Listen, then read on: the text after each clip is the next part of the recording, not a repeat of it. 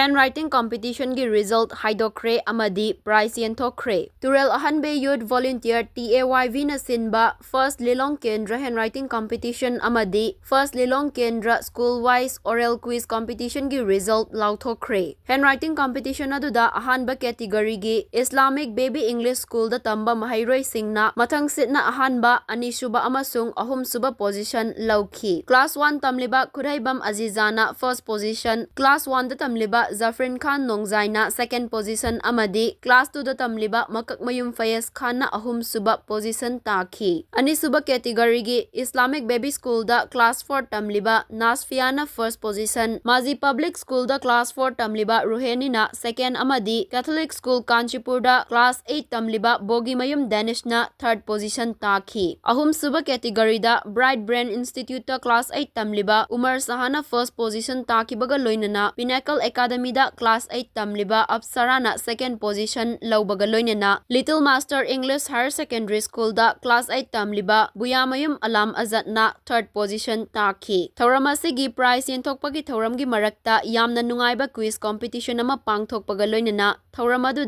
Bright Brain School Lilong na first runner up taki aduga Thoubal Academy na second runner up taki baga loinana Thauram adugi manamathum Yenthokpada Zakir Hussain Additional Director Horticulture and Soil Conservation na Chief Guest Pusam Ayub Khan Forest Officer na President Rafi Saha Advisor TAYV Amadi Founder Member na mathang sit na akhanaba mithunglen sing oiki.